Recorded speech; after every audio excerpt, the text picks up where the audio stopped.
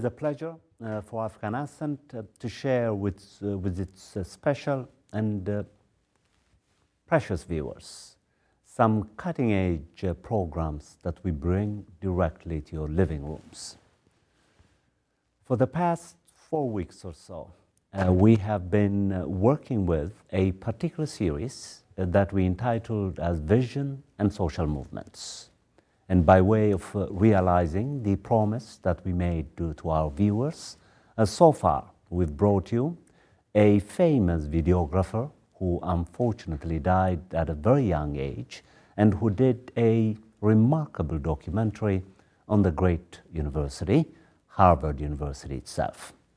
Following that, African Ascent was privileged to bring you a writer, a thinker, and a poet of very famous standing by the name of Gillette from Simmons College, who introduced us to the triumphs and agonies of the people of Nicaragua through a work that he appropriately called Dreaming Nicaragua. Following his suit, following that stellar performance that he established for us, African Ascent is particularly honored tonight to bring you a writer whom many consider is one of the most important writers in the country. Some, perhaps in a limiting way, describe him as the leading Southern writer, a high tribute, following a tradition that was established by Faulkner. There are those who think that Faulkner has passed the torch to Steve Yarbrough to become a living, exciting writer who emerged from the Mississippi Delta that historically has produced great writers.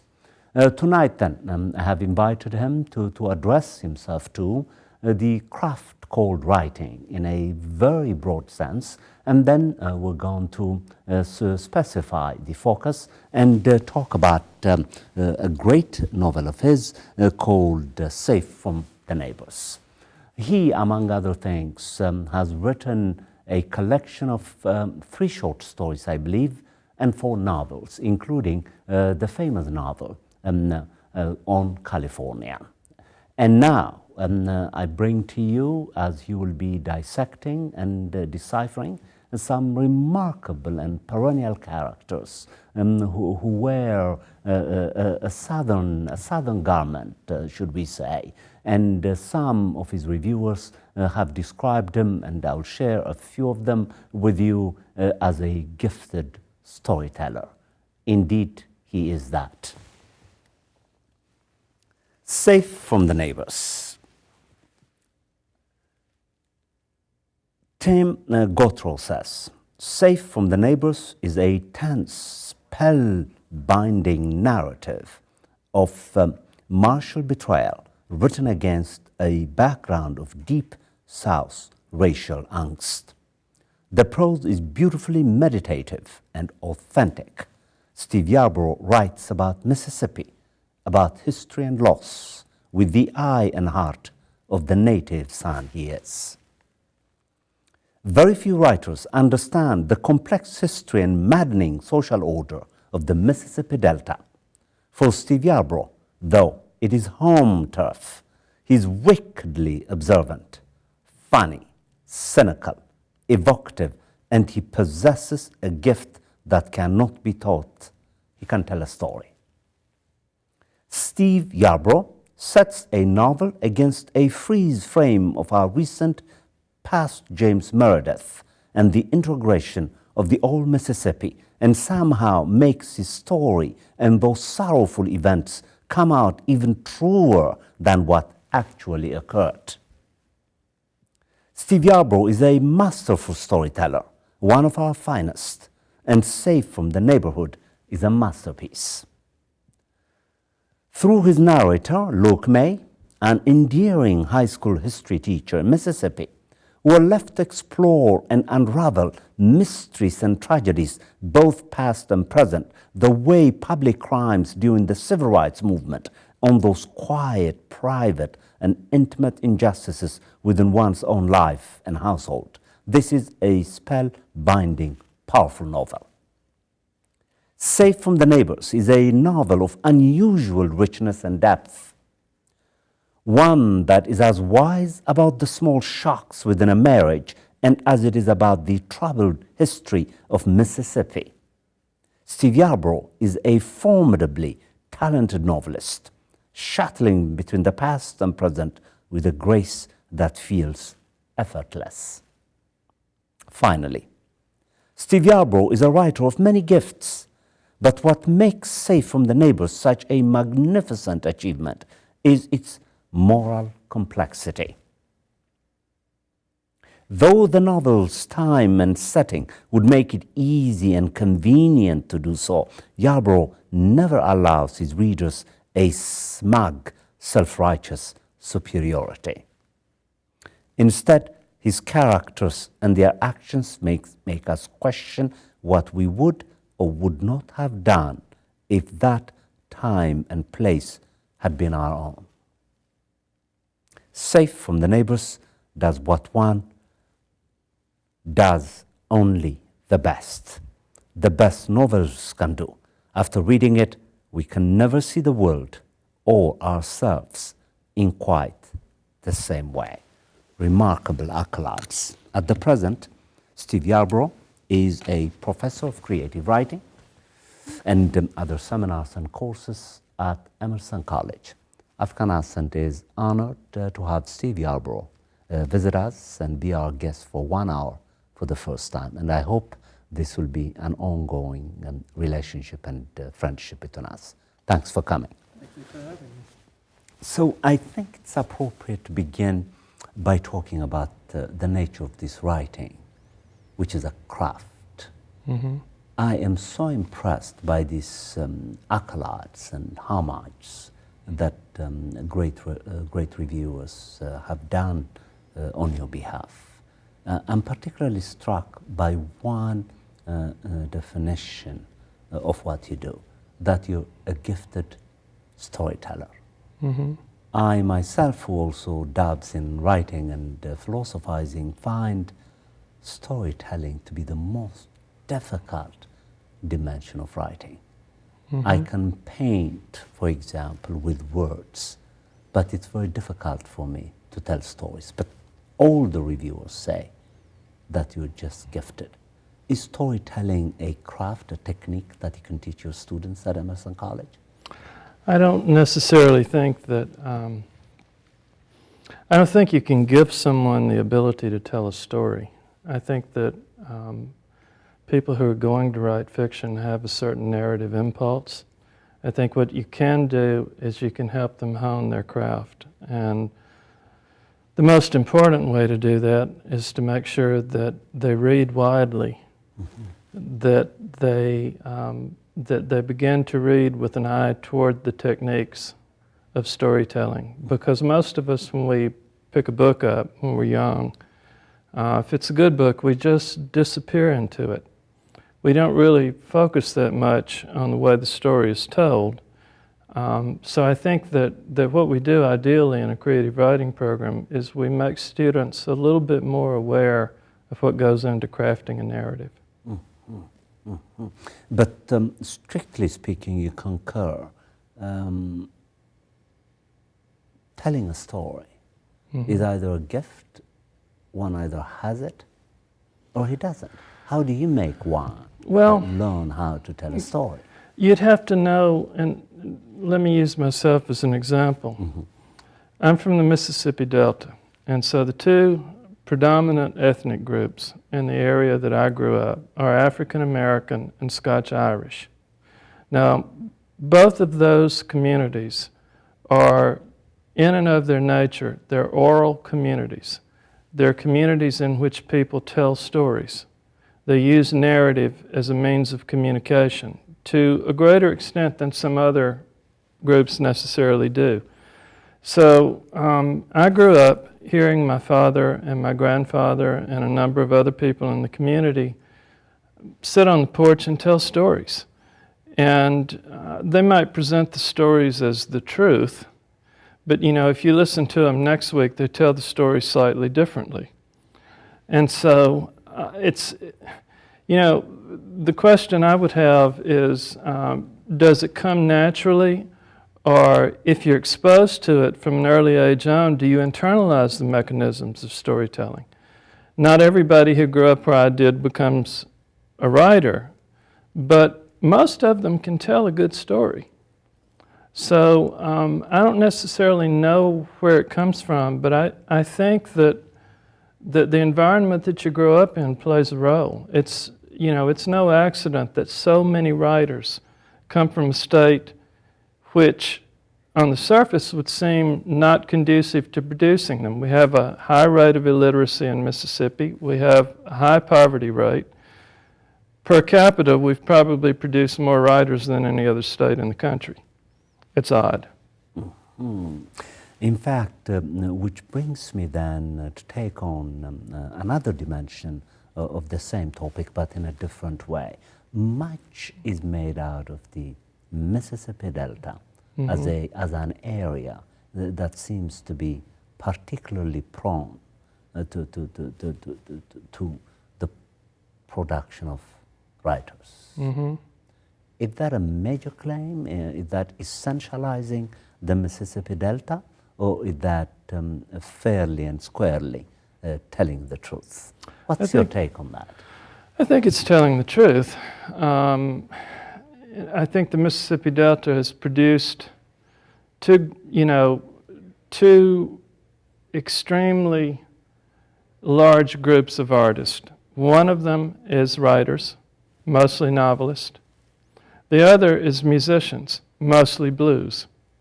Now, if you think about the blues lyric, there's always a story involved there.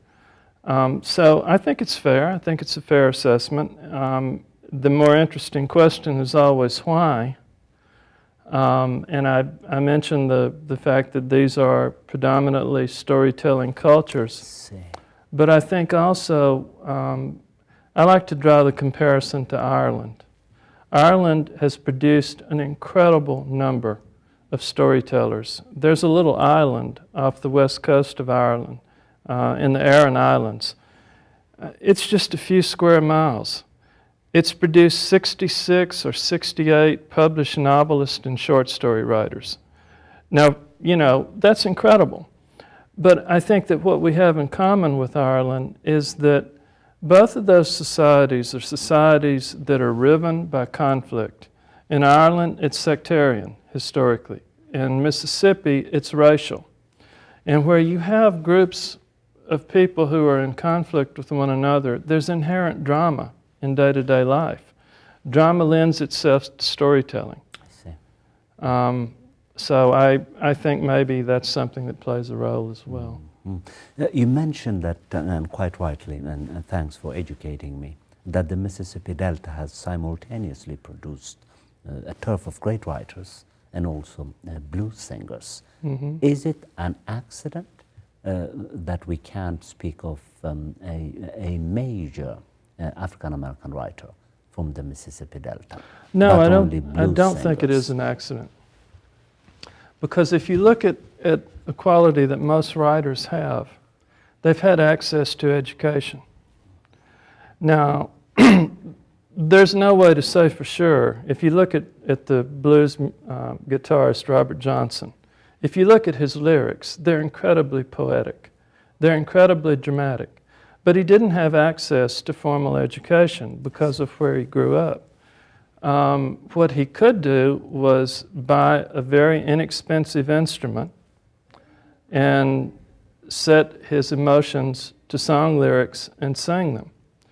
I've often thought that, that one of the reasons we didn't see a lot of African American writers emerging from the Delta until fairly recently is that, during cotton picking season, well into the second half of the 20th century, the African American schools would shut down so the kids could go pick cotton, and the white kids were in school.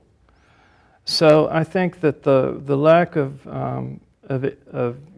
daily access to formal education, the lack, for instance, of a library, because in the town that I grew up in, when I was a child, black people couldn't go to the library. I see. So that plays a role in, in determining people's fates, I think. And what struck me the most after I read Safe from the Neighbors, and I read it 2 times. Oh my goodness, you know it better than I do Because I enjoyed then. the prose so much, is what I call the absence of nervousness on your part to discuss some very disturbing, very painful histories of racism. I can't readily recognize any particular character from a Safe Neighborhood, and it's not important that he or she is black or non-black. That's not important. What I sense when I'm reading Safe from the Neighbors is your ability to deal with racism as if you're dealing with something ordinary, without nervousness, but tremendous skill. How did he manage to do that? How did he learn it? How did he conquer the fear that essentially characterizes for a white person to write about very disturbing matters that affect black people? I don't know how I conquered it. I know that the things that I saw when I was growing up bothered me from an early age on. I saw things that inherently, I knew were wrong. And yet, you're in the position of being a child, and, a child has to depend on his parents to tell him what's right. And so when you have parents who are almost always right when they tell you this is good, this is bad, and then they tell you something that your own inherent sense of what's right tells you is wrong, it causes a lot of struggle. So it's just simply something that I thought about a lot when I was growing up. And, I'm a fiction writer, and fiction writers are prone sometimes to stretching the truth or not telling the truth because they make up stories. So I guess I've been guilty of lying about almost everything at one time or another in my life, but the one thing I'm determined never to lie about is race. I will tell the truth as I see it from the bottom of my heart, and if somebody doesn't like it, I can't help it. I'm never going to tell a falsehood when it comes to that, at least not knowingly. Incredible. And additionally, of course, we're going to read from Safe from the Neighbors and have the narrative speak for itself. But let me ask this at this stage, as something that also impressed me tremendously, is that even when you are giving portraits of, for lack of a better term, let me be blunt, racists, those who participated in riots that determined the fate of Meredith, the high school student who could not go to school and without getting escorted by federal troops. There is no judgment of these rioters. There is nothing in Safe from the Neighbors that condemns them. Instead, you present them in their complexities. That too is not something easy to do. It is very difficult to do. It's like writing about Hitler and not expressing the human tendency, not to present him in all his complexities, but to occasionally interrupt the narrative with moral judgments. There is nothing like that in Safe from the Neighbors. I looked very carefully to see if Steve would moralize. There is no moralizing. There is a complex attempt on your part to put yourself even in the shoes of the racist and present it. Well, these are people that I knew, and some of them were people that I loved and still love. They did things that are appalling. Now, I certainly knew people that I would have a very hard time writing about because I can't find anything good to say about them, period. There was a civil rights leader when I was a child who was very important in Mississippi named Medgar Evers. And Medgar Evers was murdered by a man named Byron DeLay Beckwith, who I believe was exonerated twice in the 1960s and then was brought up again in the 90s and convicted with some new evidence. And I actually saw Byron DeLay Beckwith a few times when I was a child around Greenwood, Mississippi. I would have a very hard time writing about a character based on Beckwith from the outside, from the inside. I've written about him from the outside in a novel called The Oxygen Man. So I can't necessarily see some good in everybody walking around on the face of the earth, but I can find something good in most of them. Mm-hmm. So am I correct then that you had to do a lot of soul searching as you were looking for characters and developing them to choose characters who are morally salvageable, who are sufficiently complex for you to choose them and present them within that context of moral salvageability? What I would say is that I have to find something that that I can love on some level to write the way I want to write about characters. Perhaps not a very minor character. If you need somebody to show up and throw a bottle through the window, it's not necessarily required that he be terrifically complex if he's just going to be there for a line or two. But what you have to do as a novelist is spend a lot of time with these characters. And if they don't have any redeeming qualities, it's very difficult to get up in the morning and spend more time with them. And now, like all of us, like all writers, we have writers that we model ourselves after. For example, after I read Safe from the Neighbors, I have decided to model my feeble attempt at telling a story and telling it right on you. Well, you're I'm going honored. to be a future model. Right. Do you have such models, people that you have aspired to be like, who gave you a yardstick of excellence by which you measure your own rod? Well, I have writers whose work I love more than others. I do think that in terms of American literature, William Faulkner is hard to beat. And certainly he was a huge inspiration for me. But stylistically, I felt like my gifts were much more spare than that incredible billowing of language that you find in Faulkner. I'm a little bit more, I guess I would say, succinct by nature than Faulkner was. So a lot of the writers that I grew up admiring, they weren't from the South. One that I loved actually lived here in Boston, Richard Yates, primarily a New York writer, but he also wrote about this area and as I said, lived here. The Irish writer William Trevor is very important to me. Chekhov, of course, I go back and read again and again and again. Alice Munro, a Canadian writer, primarily of short fiction. Those are all people who have inspired me and continue to. Mm-hmm. Mm-hmm. How about Ralph Ellison? I love Invisible Man. Mm-hmm. I think that's an incredible book. And a book that I often compare to Invisible Man that has inspired me a lot is also by another African-American novelist named David Bradley. It's called The Chaney'sville Incident. And that's a novel that came out, I think, around 1980 or 1981 when Bradley was still quite young. He hasn't written another novel in all those years. But that's an incredible novel that deals with slavery, racism, history.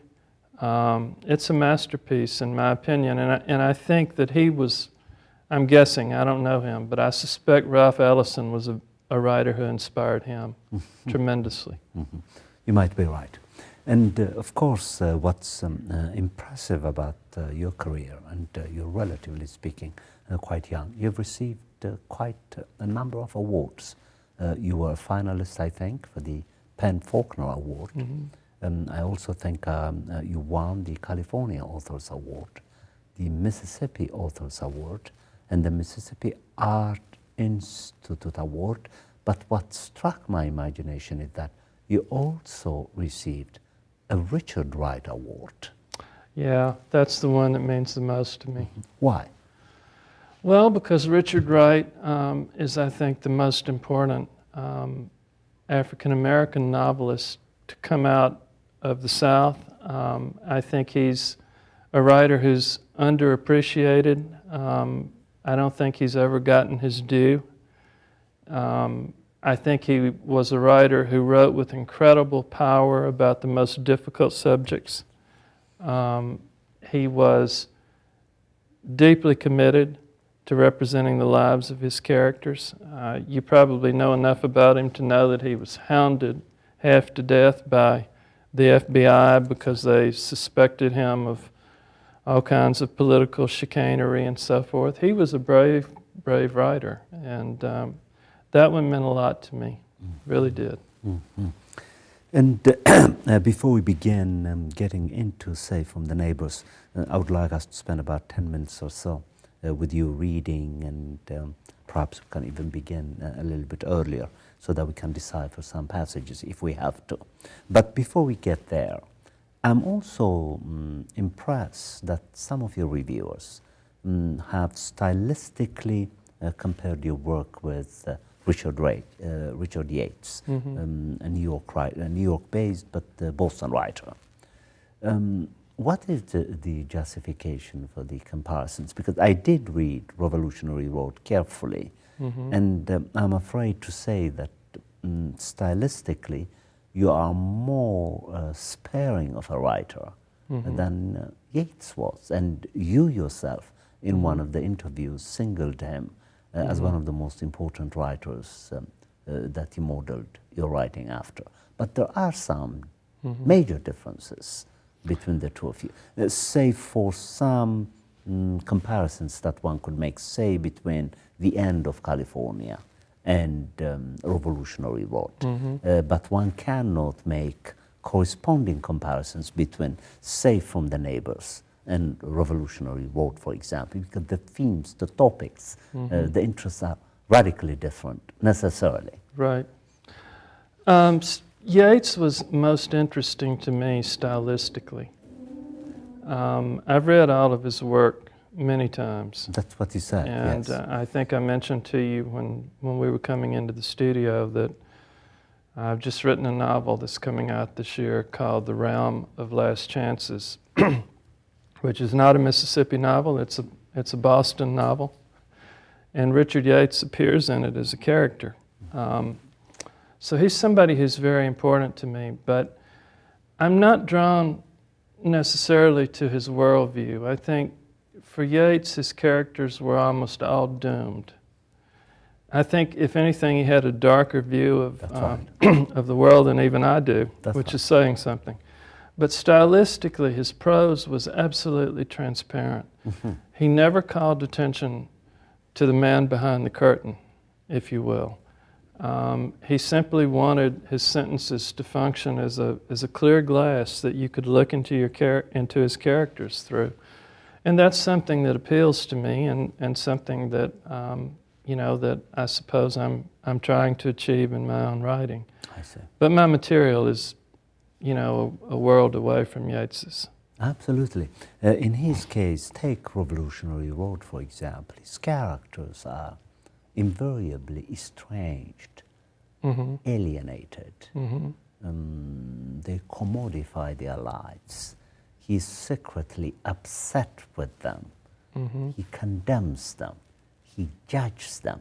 And then he transparently describes what they do. He goes behind the veil of suburban, alienated and estranged life, and he shows Americans in their very face the choices that they make when they move to the suburbs, and the corresponding experience of inhumanity that follows them. You don't do anything like this, and I was hoping that you would. In Safe from the Neighbors, you enter the rioter's window, the rioter's door, not so much to condemn what you see, but essentially to present in a complex way exactly what you're seeing.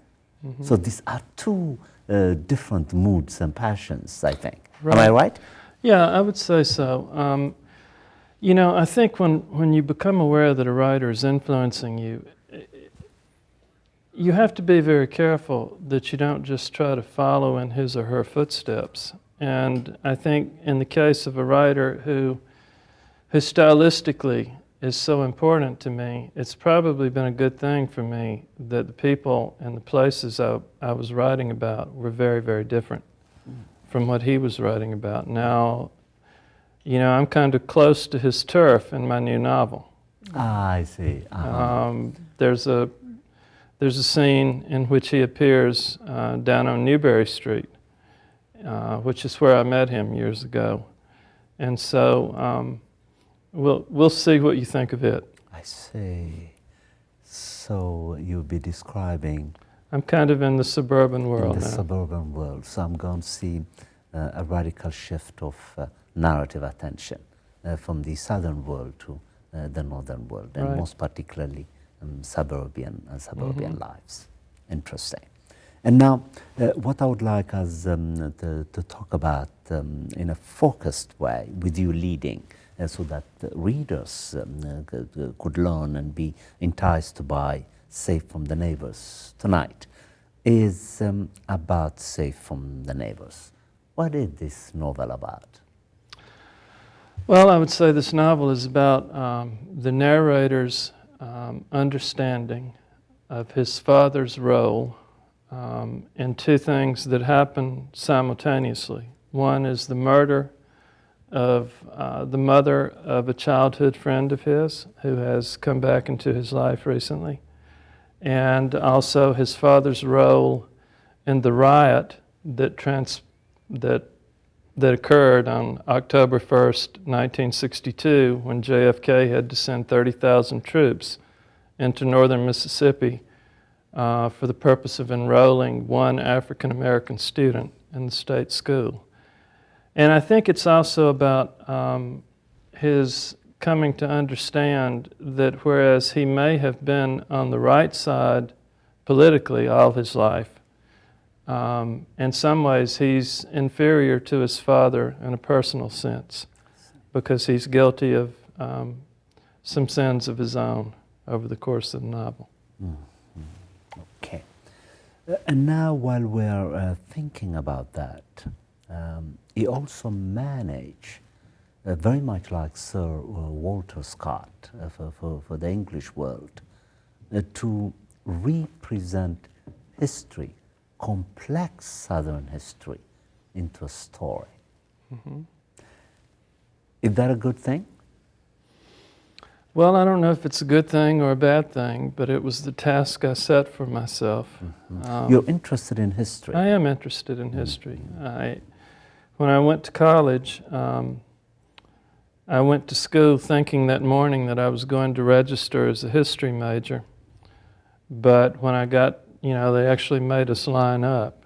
And the history line was a lot longer than the English line.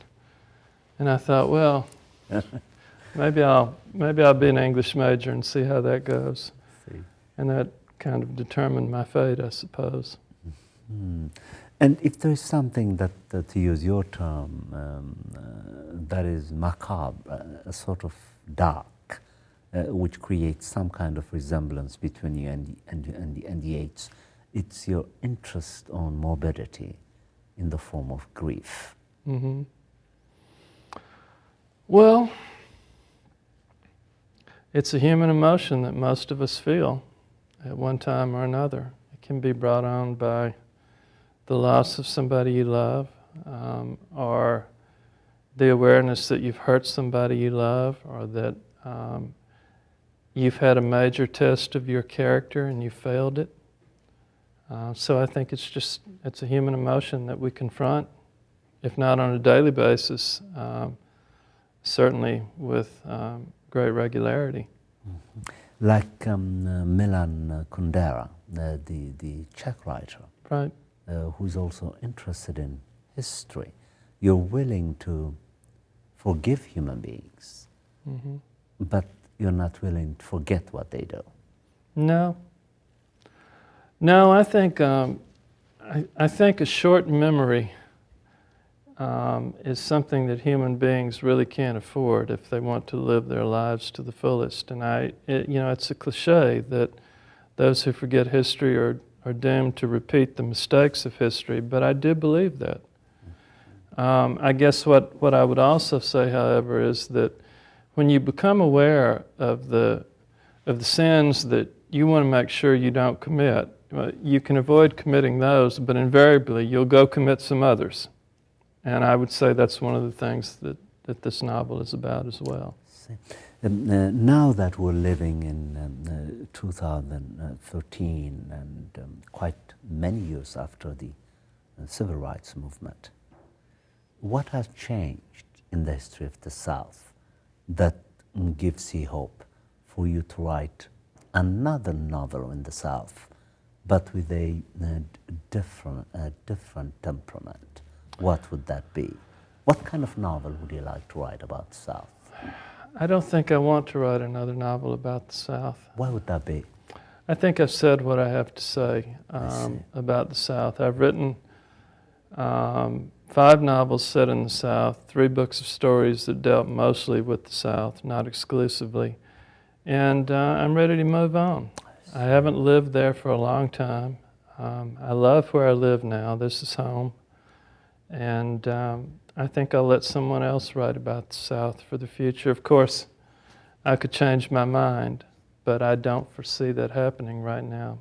As far as what gives me hope for the South, there's a great wealth of decency in people in the South.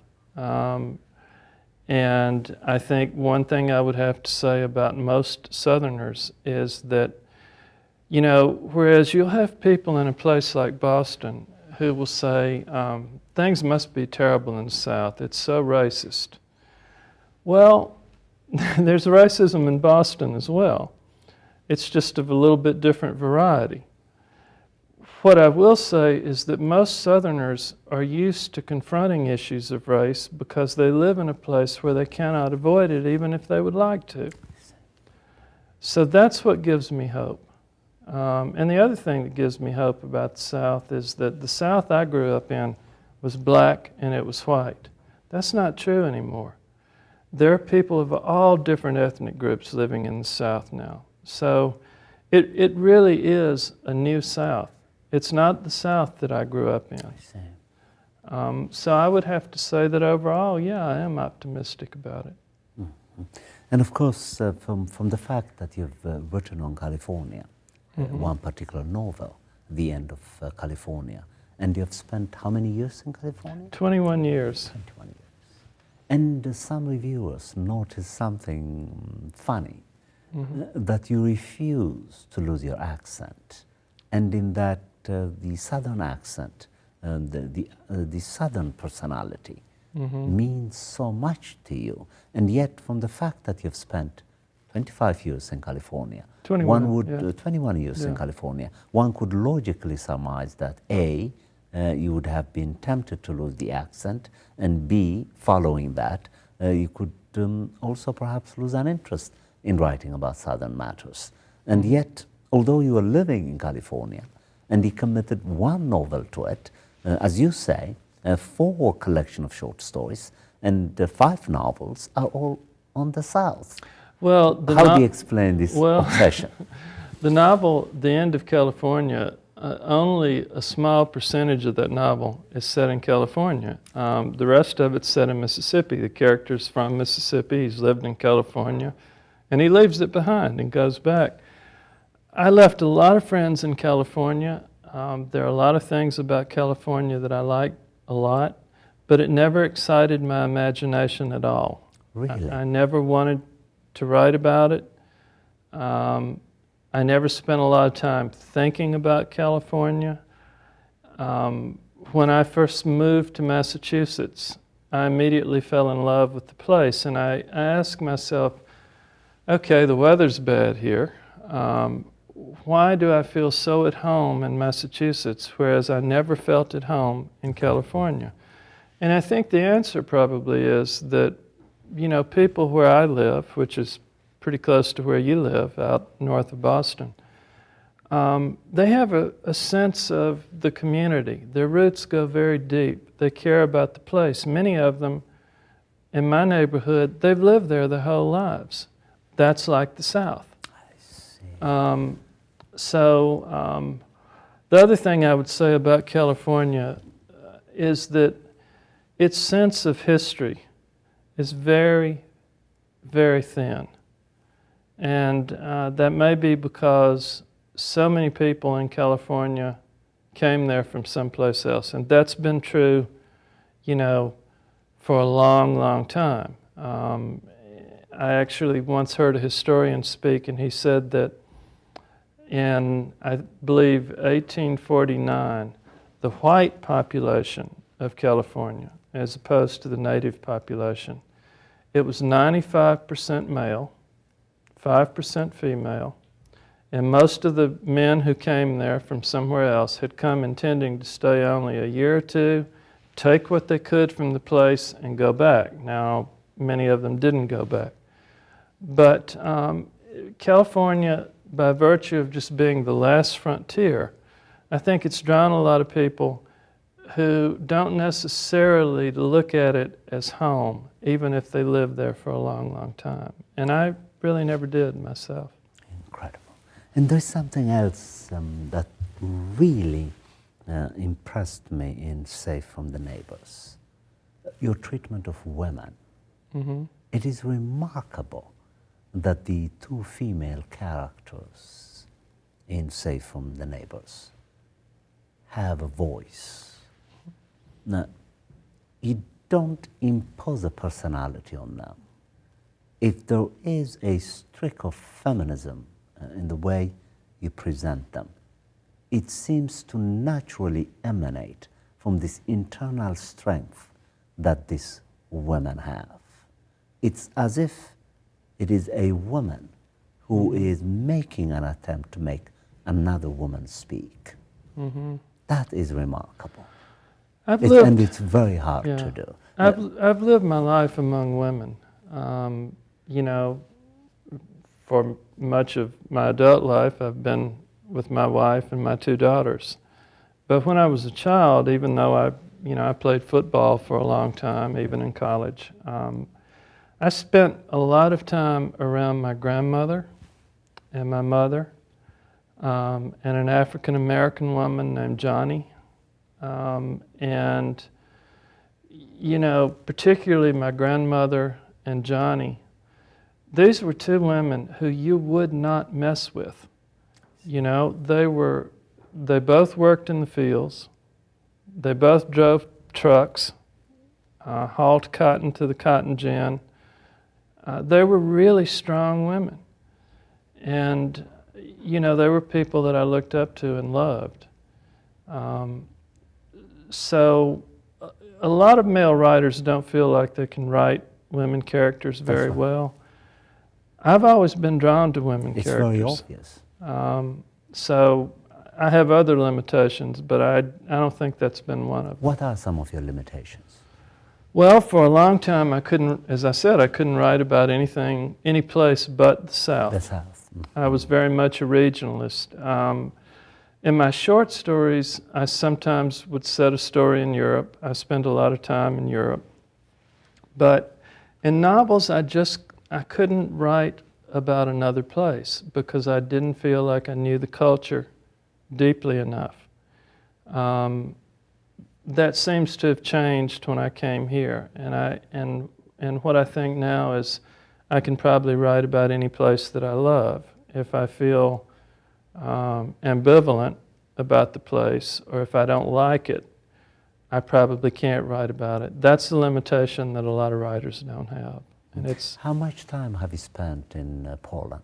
Now that I know that you're married to an accomplished international translator, right. Ewe Yarbrough, who recently received a very prestigious award for writing a terrific essay at Emerson. My congratulations to her. How comfortable do you feel about Polish life, Polish culture? It's a second home to me.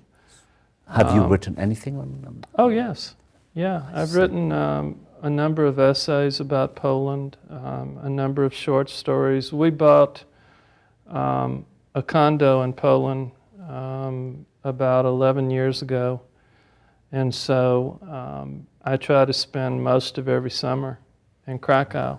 My Polish reached a certain level about 23 years ago and has never gone beyond it. I see. I think what did me in was when I got to the point where I could order whatever I wanted to eat or drink.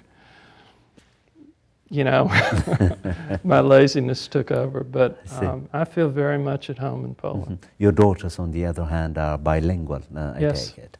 Yeah. There was this reference that you make into a telephone conversation between one of your daughters and her grandfather, I think, Right. who called from the States and then asked her a question, and she answered him in English, but said something about Poland. So I think what somebody, was the story? I think someone came, a delivery man came to knock on the door while she was talking to my father, and she had to excuse herself, and he heard her speaking Polish to the delivery That's right. man, and he told me, he said, "My gosh, she's talking that Polish at the speed of a 30 caliber water-cooled machine gun."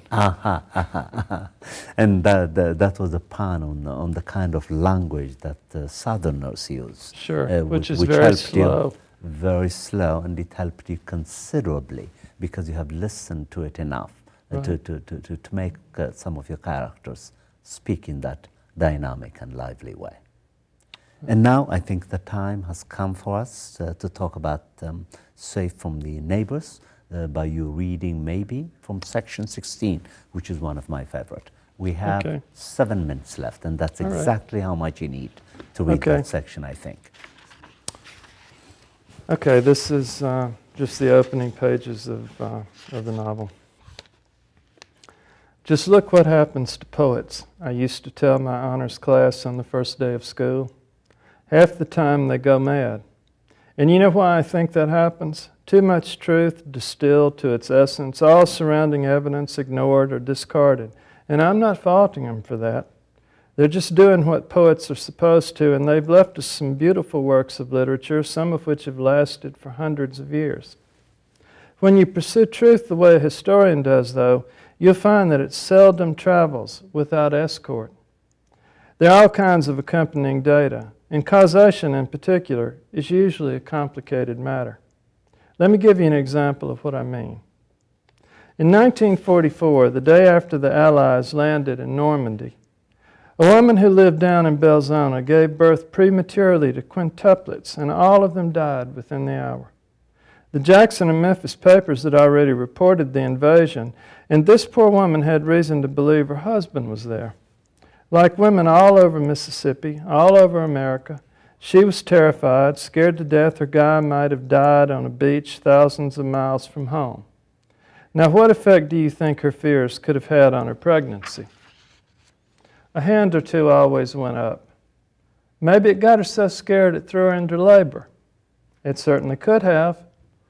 Things like that do happen. And so, since there would have been no reason for her husband to storm those beaches if the Nazis hadn't been entrenched there, you might consider accusing Adolf Hitler of having caused the deaths of those babies, along with all those other deaths he helped cause, millions upon millions of deaths and hundreds of battles, or in concentration camps spread across Europe.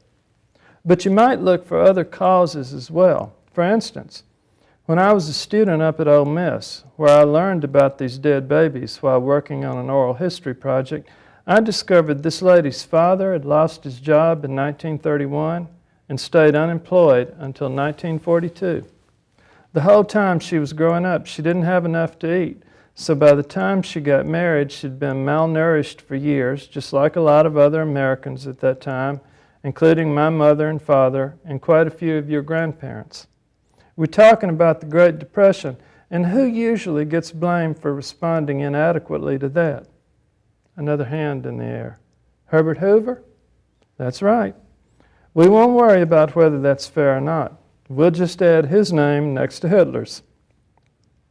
I usually started to move around the room at this point. walking over to the window to look out at the athletic fields where the Loring High football and baseball teams held their practices. With my back to the students, I'd say, of course, it turns out this woman had smoked all the way through her pregnancy and, according to some, drank hard liquor too.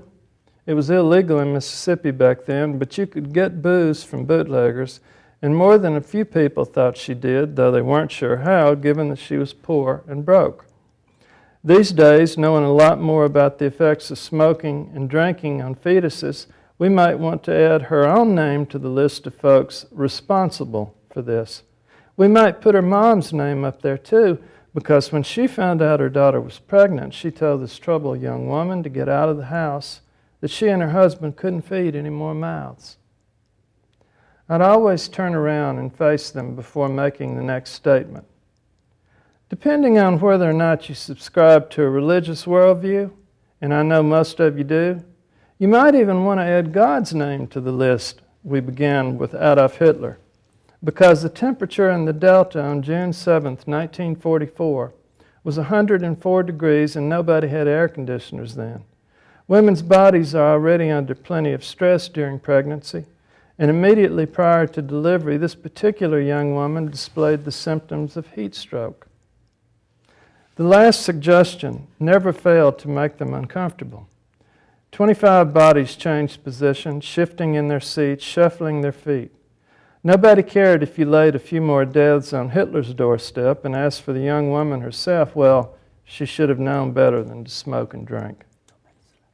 But most of the kids in my classroom, black and white alike, had been washed in the blood just like I had. And while the blood had long ago washed off them, they were still washed off me. They were still covered with it. Thank you so much. Thank you. We have about 2 minutes left, and are there any special themes that you would like potential readers of Safe from Neighbors to pay attention to? If you can address the audience, I'll be very grateful. Well, I guess I would like readers to take note of how difficult it has frequently been for people to live a decent life in what is arguably the richest country on the face of the earth. I think that sometimes we've been guilty of not being good neighbors to one another. That's certainly true where I grew up. I think it's true in most places. So if they take anything away from the novel, I would hope it would be that. And your next new novel is going to come out when, roughly? Is it about finished? It's finished. It's coming out in August. Fantastic. From Alfred A. Knopf. So perhaps 6 months from now, I officially invite you to be part and parcel of Afghan Ascent. You're part of this community, so that the moment the novel arrives, we'll talk about it. All right, thank you. Well, this has been your host, Theodoros Kiros, for Afghan Ascent.